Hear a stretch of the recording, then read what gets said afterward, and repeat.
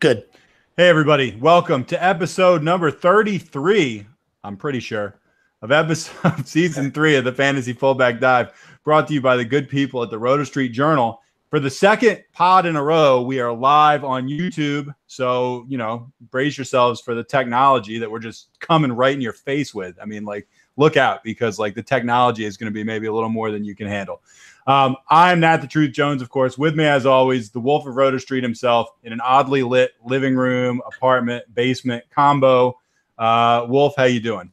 Hey, football is back. We're only 24 hours away from the kickoff of the 2018 season. Scott Hansen's beautiful glowing face is about to bless our TVs with quad boxes of delight. I couldn't be any better than that. School is back, which is a little bit annoying. Don't have as much time for Roto Street, but how can you complain when football is about to be on the TV? No, I'm so excited. We got a game tomorrow. We probably unfortunately, we won't be able to give you too much, although we're going live, so we can actually talk about that game, and anybody tuning in can check it out. I think I may have a problem because my son had his first day of school. He's 3, and I was in there, because it's the first day. The parents were all there for an hour or two, and another little boy who was about 4 came in, and he was wearing a Jordy Nelson Packers jersey. Ugh. And my initial instinct was to just heckle this kid. And how old is he? You said he's a kindergartner? No, he's 4. He's not. Even better. Yeah. My first instinct was to be like, "Oh, you like Nelson? He's a bum," or something like that. And then, I was like, "Wait a minute! I should probably lay off him. He's 4." But anyway, that was the first thing that popped. Anyway, I'm looking really, really, really forward to football. It snuck up on us. I did an auction draft for the first time ever. I learned something. I'm not as good at auctions as I am at snake drafts, but I do prefer them. I think they're a ton of fun. And I learned from my mistakes, hopefully, and I really want to do another one sometime. I hope we can do a Roto Street auction draft at some point. We're going to get right into this because we got a jam-packed podcast, and the Wolf of Roto Street has many fine qualities. One of them is not knowing where his charger is, unfortunately. So we're hoping that we're going to get this pod in before the Wolf's computer crashes. If we don't, we're sorry. We'll finish recording it, and we'll make sure to release it as usual. But why waste time with banter when football is right around the corner? And we have a jam-packed stock watch. So we're going to get right into it. Is that okay, Wolf? Absolutely. Let's dive right in. All right, let's do it. I mean, the first thing probably on everybody's mind is Le'Veon Bell. Holdout Le'Veon Bell. And I mean, we thought this was going to happen for a while. I mean, we thought it was a possibility. But none of us, at least me, I don't want to speak for you, I didn't actually think the guy was maybe not going to show up. It kind of seems like he might not show up. Absolutely. And it's crazy. I mean, there's rumors that it's going to be till week 10 or so where he's required to show up to become a free agent next year. His agent came on NFL Live and said he's going to do the things necessary to protect himself for the long term, which is just crazy. His teammates are now coming out expressing frustration. Some quotes, Marquise Pouncey saying, what do you do? Here's a guy who doesn't give a damn, so I guess we'll treat it as such. I just hate it to that. That was actually the left guard Foster. Pouncey coming out and saying, a star is born every year in the NFL. Did anyone know Kareem Hunt would be an all-pro before last season? If James Conner didn't have cancer, he would have been a first-round pick. Just watch him. So he's kind of calling out that James Conner is going to be an absolute stud this year if they don't have Le'Veon. So just all these signs pointing to just Le'Veon not being there and James Conner blowing up. So obviously this has immediate effects for if anybody's drafting and you're still watching this right now, you got to move Bell down. I moved him down to about 36 or so, just in case he shows up. Maybe it's week 1. He shows up after this, just trying to send a little message. You still get Le'Veon Bell, still the absolute horse that he is. So you can't move him down to just not draft territory. But I'm not taking anybody I consider a potential number 1 option. Let's say like Amari Cooper even is above Le'Veon Bell now in my eyes. Whereas James Conner is moving up right into the 70s, the 7th round or so. And if he takes this job and has it for up to week 10, if they trade Le'Veon Bell, James Conner is an RB1 that you're getting. So he'd be a potential Kamara type of just blow up that you get in the last round. I love Conner. He played very well this preseason, so absolutely enormous. And the other thing you got to consider too is now Antonio Brown. Obviously, you take him not only just above Bell, but maybe even above anyone not named those top 3 running backs there with David Johnson, Zeke, and obviously Gurley at the top. His receptions, his totals with Bell out of the lineup in his last 16 games, 146 receptions in those games, 207 targets in those games, 2,080 yards and 13 touchdowns, good for 435 PPR points. So Antonio Brown obviously was already the number 1 receiver, clear cut. You're going to absolutely destroy it this week 1 in DraftKings in any setting with Bell out of the lineup. But at this point, you could even consider moving him above some of those running backs just because of how clear a number 1 receiver he is without Bell in the lineup. I think Bell is playing a dangerous game, and I'm conflicted about how I feel about what he's doing, because on one angle, they can totally screw running backs. They can beat you up for 3-4 years, not really pay you, then franchise tag you. And then, next thing, your earning potential it's a short period of time. Mm-hmm. And so I don't like that. It kind of makes me feel dirty. The other side of that is I'm not sure that he's going to get this big contract somewhere else that he thinks he's going to. I really don't. And I say that thinking he's a really, really good player. I'm not sure this is going to be the type of thing that's going to inspire confidence in another team.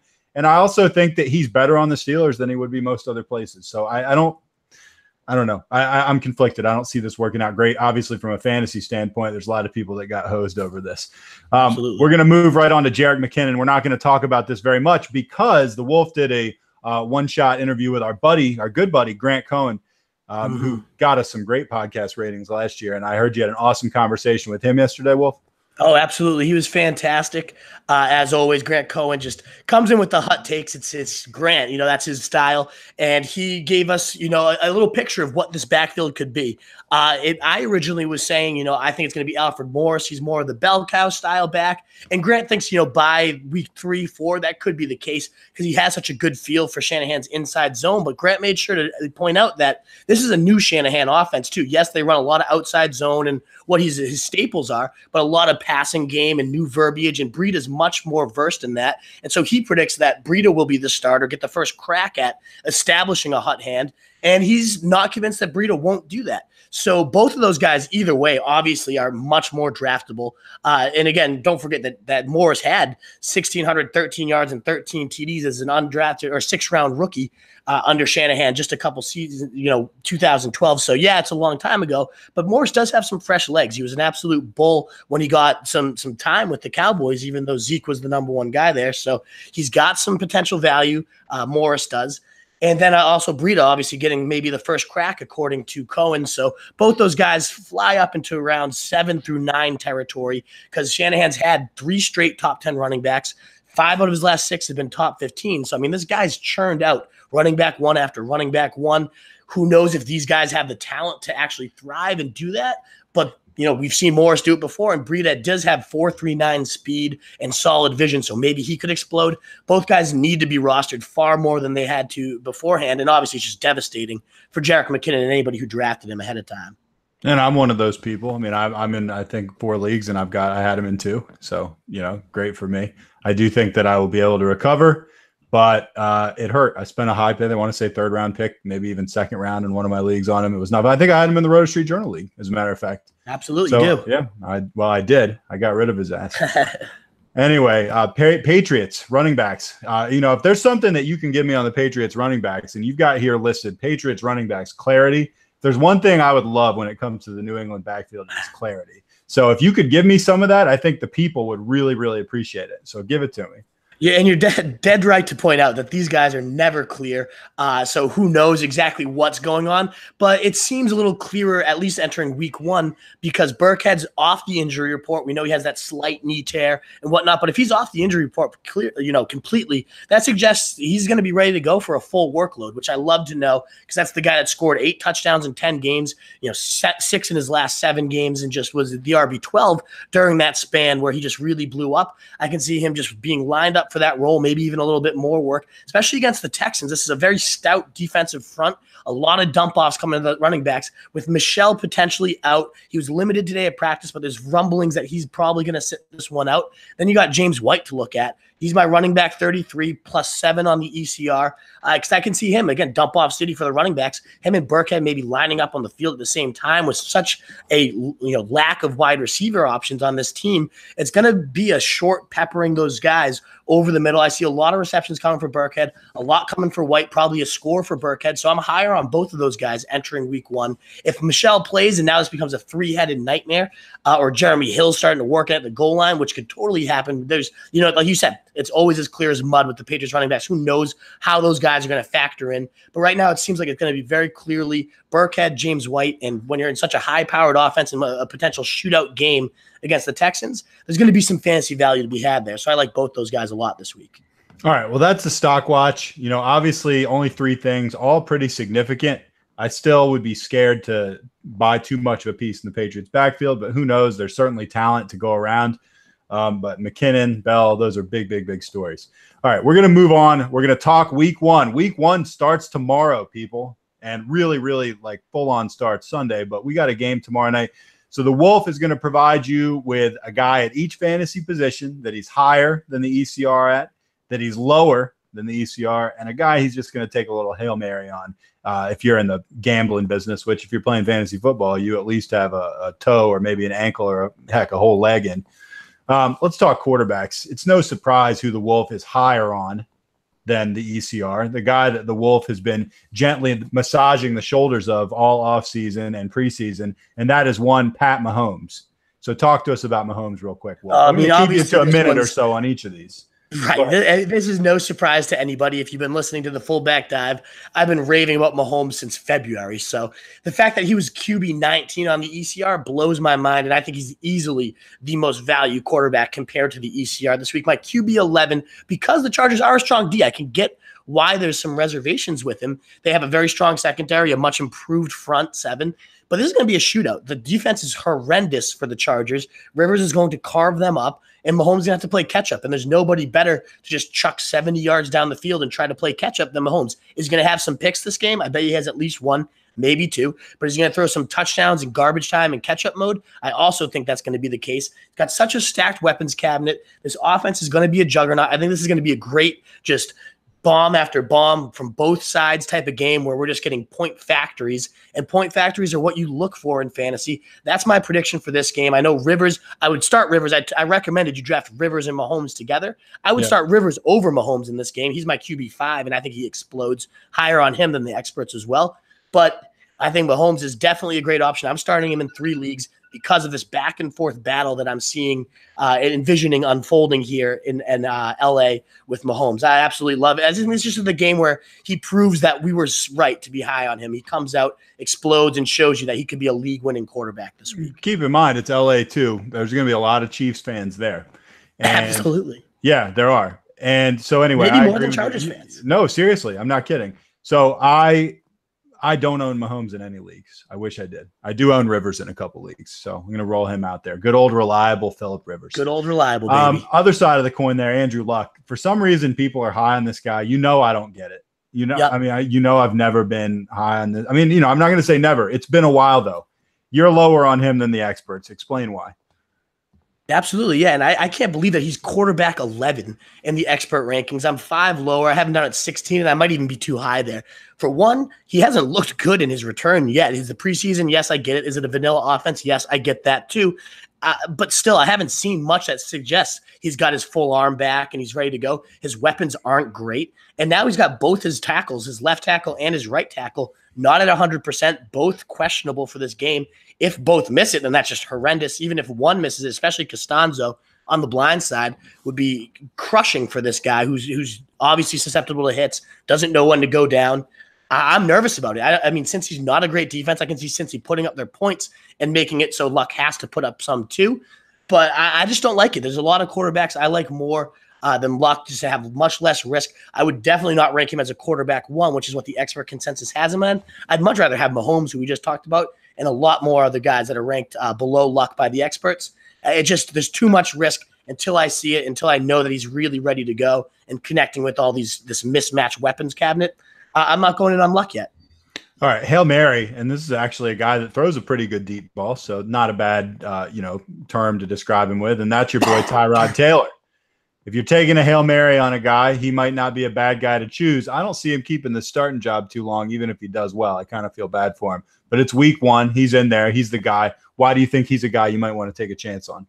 Yeah, only 12% owned in Yahoo leagues, probably because people have that same reservation you have, Nat, that he's going to lose this starting job sooner than later. But for 1 week rental, there's not many I like more than Tyrod. My my quarterback 15 for the week. I have him above Luck, if that suggests anything. And I think it's just because it's going to be a shootout there in Pittsburgh. It's going to be a home game. The Browns really want to prove that this is a turned around franchise and that we can go toe to toe with one of the best in the league. And I think they're going to do that. I mean, it's Todd Haley playing against his former team. He's going to want some revenge. He's going to come out slinging, come out fast. I think the Browns that we saw in that first preseason game, we saw Tyrod on Hard Knocks say, hey, I really like that fast-paced stuff, that no-huddle stuff. I can see them coming out, guns blazing, knowing they have to put up their points. You got Josh Gordon returning. We haven't even seen this full-powered attack yet, and this was going to be rolled out there in week 1. He's only 5,400 on DraftKings as well. I absolutely love what Tyrod's bringing to the table at 12% owned. The perfect streamer. If you're desperate right now for a quarterback, there's nobody I'd rather have right now. What do you think of Gordon this week? We're gonna get there. We will absolutely get there. That's one of the week 1 burning questions. Okay, so all right, we'll get to that. I'm getting that question a lot. Okay, let's talk running backs. Guy you're higher on. We alluded to him a little bit, James Conner, but we already talked about this, and we think that although you're way higher, this is going to change. The experts' rankings are probably going to change, so you won't look as smart. But let's talk about Tyreek Cohen, who is playing at Green Bay and who's your running back 27. Which is 10 spots higher than the ECR has him. Why do you like Cohen? I absolutely love Cohen against Green Bay for a couple of reasons. One, I just think he's disrespected. I think people are overreacting to the fact that he didn't have a huge preseason. They kept him under wraps. There's a lot of reports saying they purposely didn't feature him because they don't want people to know what they're going to do with this chess piece that's been hyped up under Nagy, moving all over the place, playing which position, all over the field, learning everything other than Mitch Trubisky, the busiest player in this offense right now. I think that's what we're going to see against Green Bay. Just a receiver that gets peppered with targets, a running back that gets a bunch of carries. They're going to be in catch-up mode, I bet, too, with Green Bay. It's a tough matchup. They're pretty significant underdogs. Catch-up mode favors Tyreek Cohen, and I think he's just going to catch dump-off after dump-off, show his explosiveness, kind of prove, just kind of like Mahomes, why we were so much higher on the expert consensus than anybody else going into the season. This is going to be his coming-out party, and I'm definitely way higher on him because of that. That's awesome. A guy you're lower on is a guy we also like quite a bit, but you don't like the matchup. That's Dalvin Cook coming back. Obviously, it's going to be his first regular season game since that really unfortunate injury last year when he was briefly lighting the world on fire. He's going to be playing the 49ers. You've got him ranked as your running back 14, which is 4 spots lower than the experts have him. Why? And it's not so much that I don't like the matchup because the 49ers are god-awful against the run. They're not a good defense. Well, it's then more so I just don't think they're going to need him nearly as much now as they will later on the season. They're going to kind of ease him in. Murray's played well this preseason. They're already talking about a 50-50 split. And I wouldn't be shocked if that even favored Murray early on this season, especially in situations like this where they should build an early lead and then be able to lead on Murray and just kind of bleed the clock. I don't love Dalvin Cook in that situation. I love him, obviously, season long. I think he's an incredible talent. He could make me look very stupid by ripping off a 70-yard touchdown run. Very capable of that. But I just don't think the usage is going to be there week 1. I think he's going to be eased in. So despite the juicy matchup, I'm going to – obviously you're not benching him if you own him. But there's just – if I'm DraftKings or things like that, I have him just a little bit lower than some of those top guys where a lot of experts might go right in and say Dalvin Cook's going to be the horse. I'm a little bit skeptical this week. If he makes us look stupid by ripping off a 70-yard touchdown run, he won't be the first. Probably won't be the last either. No. All right, let's talk about a running back that you're interested in taking a Hail Mary on. This one threw me for a loop a little bit, Wolf. Usually I can kind of see where you're coming from, and I'm like, oh, yeah, I kind of had the same mindset. Mike Gillislee for the New Orleans Saints, 3% owned. Why in the world? Why in the world would you go live on YouTube and utter the name Mike Gillislee for anything other than, I know it seems psycho, but look, the only reason he wasn't doing much in New England was because of how cloudy that situation was. He got 3 touchdowns week 1 last year, and now he's got that big back roll on lock. They just cut Boston Scott, so they're really only carrying Kamara and Gillislee. Now, this isn't to say that Kamara has any type of detriment on his value. He's going to score about 1 million points this week. He's ridiculous. He already scored about 40 last year on Tampa Bay with Ingram there. He's only going to be even better, so he's going to dominate. But I can see Gillislee falling in for at least 1 score, maybe even 2, against this horrendous Tampa Bay running back defense that gave up the fifth most fantasy points last year to running backs, didn't do much to improve this offseason. I think Gillislee I think he's going to score at least one, maybe two against this defense. He's 3% owned. So if you're a Le'Veon Bell owner that wasn't fortunate enough to draft James Conner, maybe this is kind of your godsend for a week or even a couple weeks because they have a nice, easy matchup against Cleveland next week too. Game flow is just favoring them. There's a stat I saw where Ingram averaged over 19 points when the Saints were favored as compared to 9 when they were underdogs. They're huge favorites here, and they're favorites in 3 of their next 4 games. So I think Gillislee, not that he's going to get 19 or do anything that he's not as talented as Ingram, so he's not going to score that many, but 15, maybe a couple touchdowns isn't without his grasp. I think he's a great Hail Mary flex play this week. All right, let's move on to wide receivers. This is one of our guys. This has been one of our guys all year, and I got to say, I think I'm in 4 leagues, and I think I own him in 3, which I'm very happy about.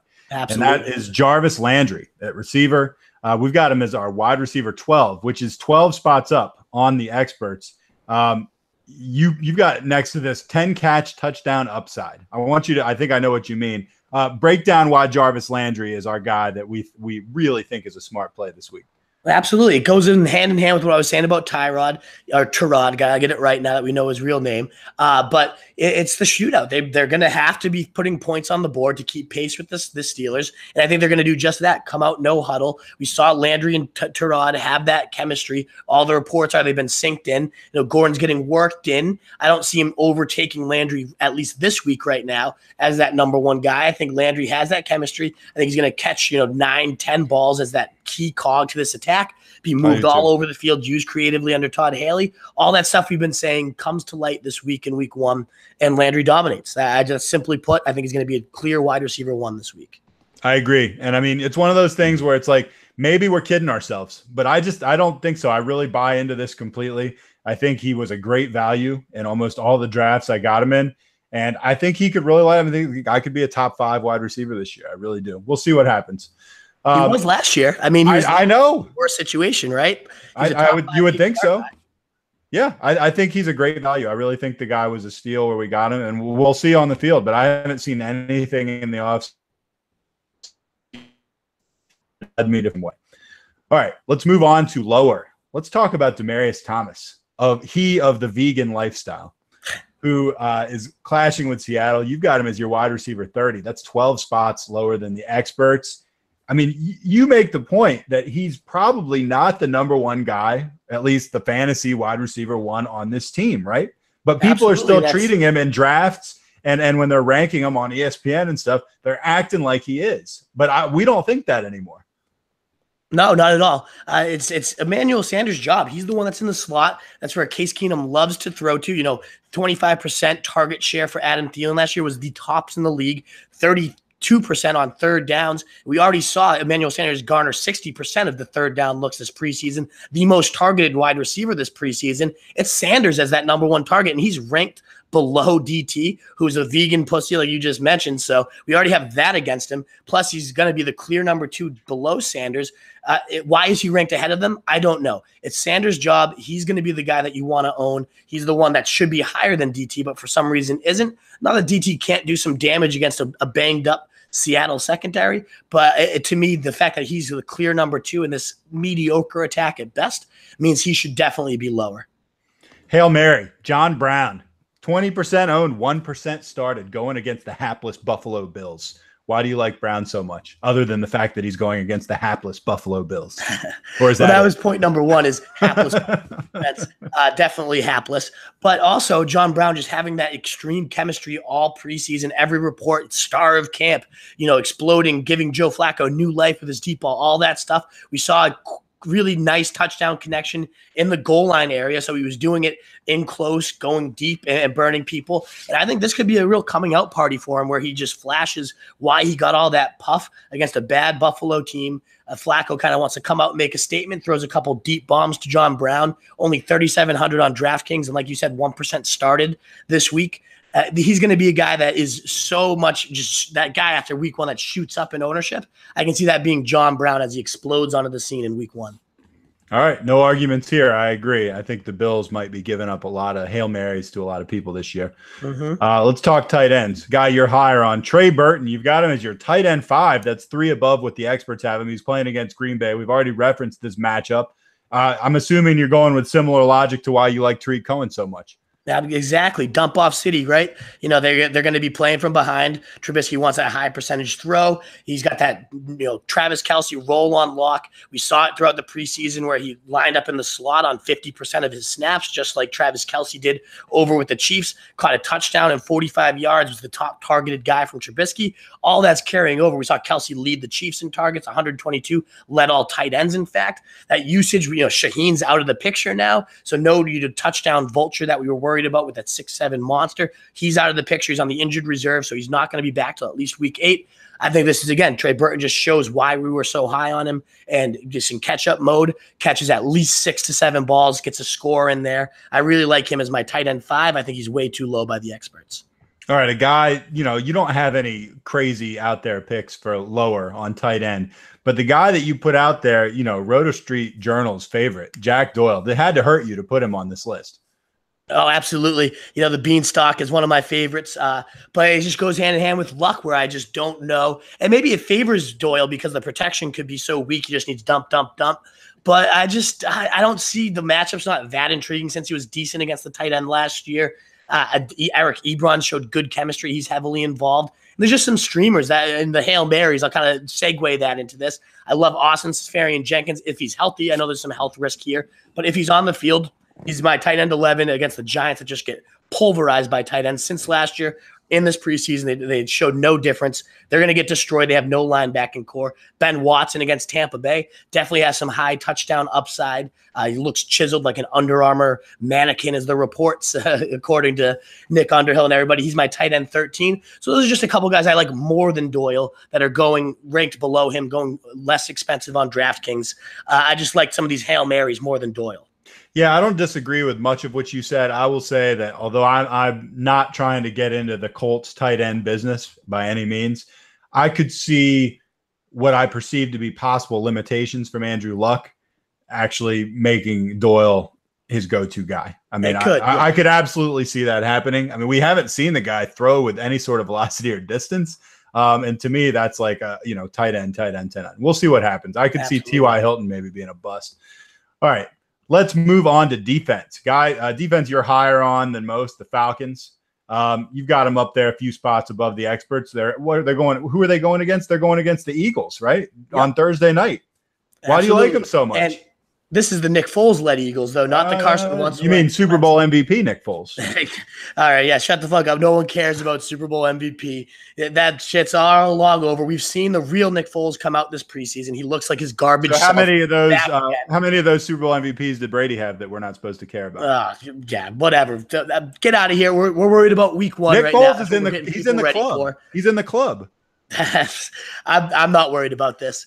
I'm done with the Super Bowl talk. It's week 1. It's 2018, baby. New season, fresh start. I think the Falcons destroy Nick Foles because he's a loser, other than that Super Bowl, which was heroic. I'll give him that. But he's looked like his loser self again. I think their D-line is going to get after him. I think Thursday night football kickoff, we're going to see the Falcons kind of dominate this team. But if I'd look first. They're 35% on the Falcons are. I'd look first at Detroit, though. They're 42% on, so they might not be out there, but they're facing New York Jets. Sam Darnold led New York Jets, so that's just going to be pick 6 city. So I like them a lot. I'm a little bit lower. I'm just going to kind of fly through the defenses here so we can get into the burning questions. Like you mentioned, my battery is kind of taking a hit here. We don't have too much time left. But I'm lower on the Patriots and the Steelers. Shootout potential matchups against the Browns, which sounds crazy for the Steelers shootout time. But the Pats against Houston, I don't know how they're the 12th ranked defense. The Houston Texans averaged 40 points per game when they had Watson, Fuller, and Hopkins in the lineup. They're going to all be out there. Maybe they don't get back to that, crazy pace, but they're still going to be explosive, and this isn't a great defense, so I don't love the Pats either. My Hail Mary would be the New York Giants against Jacksonville. Only 7% owned, but Jacksonville, I know they averaged the 5th most points in the league last year, and they have that new chemistry with the second-year coordinator, but still Blake Bortles, and he's always good for a garbage pick, maybe even a pick 6. I think the Giants are a lot better talent-wise than what they showed last year. They kind of quit on that awful coach they had. So I see that defense kind of rebounding, and if you need a Hail Mary, I like the Giants at home against Jacksonville. All right, and if you want to know which kickers were higher or lower or want Hail Marys on, you're watching the wrong podcast. Anyway, absolutely. Let's get to burning questions. There's a lot of burning questions. You know, that feeling, that sensation you have when you're urinating and you think that there might be something wrong. Well, that's burning. And that's the type of questions that we're asking right now. We got 3 burning questions. Well, first one, we'll just get right into it because I don't know what the percentage of your battery is. So, like, why waste time? Oh, Jesus. Le'Veon Bell is unlikely to report, leaving James Conner in the workhorse role. How highly do you rank him this week? I rank him out all the way up at running back 13. They have a stout run defense, the Browns do, but they also give up a ton of dump-offs, tons of receptions. I think Connor's a true workhorse. He showed it this preseason. He's flashed every time he's been on the field, and clearly his teammates all love him. So I think they're going to roll him out, use him just like they might have used Le'Veon Bell. And at 4,500 on DraftKings, I think everybody's going to own him. I think you have to start him if you picked him up late in your draft. He's going to be this year's Kamara. That's kind of my big prediction. If Le'Veon Bell doesn't show up till week 10, this guy is going to be a monster RB1 until then. So I love James Conner. Josh Gordon is not starting. He will be on the field for the Browns. What do you expect from him in his 2018 debut? 100% healthy. He's not starting, but a lot of people are saying that's just a label. What do you think? Yeah, I think it's, how do you not put Gordon in, especially if they get down early against the Steelers? This guy is one of the most freakish athletes that's ever played the wide receiver position. Still looks like he's in ridiculous shape. I think he's only 27 years old, so as long as he's been out of the league, he's still very young, has a clear head for the first time. So if he's 100% healthy, he's over that hamstring thing, and this is going to be the shootout we expect, they're going to probably chuck at least a couple prayers up to Josh Gordon. So I'd love to have him in my lineup, as an upside stab. If I'd like to rest him and obviously see if he still has it and how he's going to be used. But there's very few. I have him at wide receiver 26, so that means there's not a ton of people I'd start over him. So I like Josh Gordon a ton. Deshaun Watson, he was a fantasy cheat code in his brief 6-game starting run in 2018. Will he pick off where he left off? Will he pick up where he pick off? Oh, Freudian slip. Will he pick up where he left off, or will he struggle out of the gate? And that's the big thing is I see it going one of two ways. He's either just as good, blows up and has another 40-point day, or the Patriots just have the tape now. They figure out how to scheme for him, and he just shits his pants. So there's a real risk here with Watson. But obviously, you're starting him regardless, whether or not he does one or the other. He's my number 1 ranked quarterback going into the season. So obviously, I think he's going to pick up where he left off. Maybe that's because I loved him because I owned him in 5 leagues last year, and I just had that special bond and connection to him. But ultimately, he's just a stud. I think he's going to be a stud. He's mentally tough. He's got the weapons with Hopkins. I don't see how Eric Rowe can run with Will Fuller either. I could see Fuller blowing up for a couple touchdowns down the field. It's going to be the Watson show again. I'm very confident that he comes out of the gate and just picks up exactly where he left off, especially you're going toe-to-toe to Brady. They're going to need to just keep bombing back and forth. I'm going to the game. I can't fucking wait for it. So that's going to be awesome. And I think it's going to be an offensive firework type of day. All right. Sounds like we probably don't have time to get into the mailbag because you're down to like nothing. But we're going to wrap it up there. Well, if you want to pump any social media. We got 3%. Let's cover it real fast. 3%? We did that in 1%? Are you kidding me? Yeah, it's churning. The computer's holding it. It's a workhorse right now. All right. This is like the Royal Rumble when you're trying not to get thrown over the top rope. All right. Flex, half-point PPR. Jamal Williams or Michael Crabtree. This is from Brantley the Twig. Jamal Williams, Michael Crabtree, half-point PPR. Flex. Absolutely. I think while Aaron Jones is out of the lineup, Jamal Williams is going to be a very safe, high-floor option, the high volume, both in the receiving game. He's going to be the goal line back. Montgomery's still a little bit banged up, too. So what if he gets a 3-down horse roll? I think you roll out Williams, especially with the positive game flow potential against the Chicago Bears where they're trying to bleed clock. I like Williams, even if he's not the most exciting talent. I think he's got a good role and good usage this week. And I go with him. I do, too, but I want to say for the record, I like both of those guys. Absolutely. All right, there's 2 from Jamie. First one, at Roto Street Wolf. Any advice for week 1 flex? Choices are Juju, Chris Carson, or Alfred Morris in standard. I mean, will you tell me what you think, and then I'll tell you. Yeah, give me a layup there. Juju Smith against Cleveland, no-brainer. I know. Absolutely. Seriously, to me, that's a no-brainer even in a standard league. Right, and Morris, too. A lot of questions about can I use these 49ers backs. One, you want to see how the work's distributed, but 2, they're facing Minnesota, one of the best run defenses in the league. So, no, you can't use them this week. Let's wait a week, see how it shakes out, and by week 3 or so is when I feel confident starting to roll those guys out. You'd have to be desperate to do it, but I'm not interested in being in the 49ers backup running back business just yet. Not yet. All right, let's. Do you start Josh Gordon at wide receiver 2 in a PPR league, or do you go with Randall Cobb, Kelvin Benjamin, or Keelan Cole and wait and see on Gordon? Yeah, I mean, obviously you'd want to wait and see on Gordon if you can, but none of those three options are guys that I'm going to sit Gordon for to wait and see. All of them have their own question marks. So I'll go with the guy that's elite and led the league in receiving at one point in his career in 14 games with Brian Hoyer throwing the ball. Now has his best quarterback ever throwing to him in terms of his career. So yeah, give me the upside. Give me the ceiling. If I'm going with warts and question marks, yeah, Gordon has his, but I'm going to go with the ceiling there in that case. All right, I'm going to throw out a question to you that I actually asked on your live time on Facebook yesterday, but I actually had someone ask me the exact same question today, so I'm going to put it out there again. Peyton Barber or Chris Carson? Oh, very interesting one. I like Barber better as a player. I think he's flashed more this preseason. He's the more clear featured back. I know Penny's kind of lingering and could take that job at any minute. I'm going to go Barber even in a weak game flow. He'll get receptions in the catch-up mode too, so give me Peyton Barber in that one. All right, this is from Jory. Pick two of these. This is a half-point PPR. James White, Carlos Hyde, LeGarrette Blount, Marlon Mack, Jordan Wilkins, Chris Ivory. You're picking two of those. Jesus, Jory. I don't know what the hell two of those are going to be put together. I don't know. Maybe is he saying pick two of those to take out in the pasture and shoot? Or is he saying take two of those to put in my starting lineup? I know, right? Yeah, I mean, both are all of that's well, you can't start Marlon Mack. I'm pretty sure he's hurt, right? No, Marlon Mack's not playing, so he's an easy one to eliminate. Right, we've whittled it down to 5 now. Yeah, Hyde's your guy. Right. Hyde's the clear number one guy here. I know they could get down early and he gets taken out of the game flow type of situation, but he's a good bet for a touchdown. And then we already talked about James White being a pepper type of guy with Edelman out of the lineup, could be lining up in the slot a bit. Just that game, that stout D-line. I really think the Patriots pepper Burkhead, pepper White, and have that short middle of the field type of attack, passing attack. I think White flourishes, especially in a half PPR league. So I clearly go LeGarrette Blount and James White in this one. LeGarrette Blount, I wouldn't. Not LeGarrette Blount, Carlos Hyde. Sorry, I would go Hyde and White. Yeah, okay. Yeah, I misspoke. All right, here's two for Jimbo. So I don't even know if you want to give the correct answers on these, but the Roto Street Journal mainstay Jimbo Slice. PPR, Randall Cobb or Devin Funchess? I go Devin Funchess. That's tough. That's really tough. But I'm going to go Funchess, the clear number one guy there for me. He also wants to know Royce Freeman or Chris Thompson. To me, this one's easy, but I don't know what you think. I'm going Royce Freeman. Even though it's PPR, give me that horse. He's got the starting nod, and I think he just rolls with it this week. I'm also going Royce Freeman, and I agree with you on the first one as well. This one's from CJ, the Salt Man. Half-point PPR. Pick one. James Conner, Emmanuel Sanders, or Will Fuller? Three incredible options. I love Fuller's upside against Eric Rowe to burn him down the field. I like Manny Sanders upside too, one target, but I'm going with James Conner. Wow. A sure bet for about 20 or so touches. My running back 13 for the week. Give me that guy. Give me the workhorse all day. I agree, but that is very tough. That's really, very tough. I feel like all three of those guys could blow up. Absolutely. Last question, Johnny Goodtimes. What player is going to be the biggest disappointment this year in fantasy? And his second part, what player who is going largely undrafted is going to be the biggest surprise? Ooh, very loaded question there.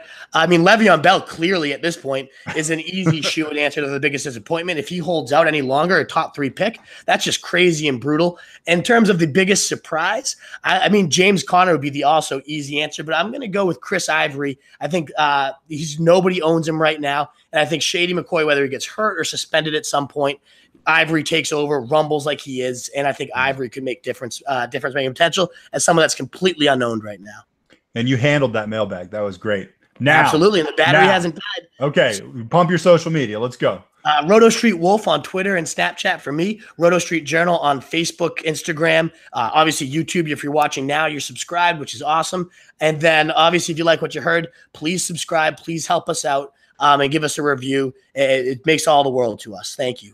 Thanks week 1, go get him, baby. Go get him week 1. We've been getting a lot of downloads, a lot of views. Keep it coming, folks. We really appreciate it. My name's Nat the Truth Jones. And I'm the Wolf. See you guys. Later. All righty.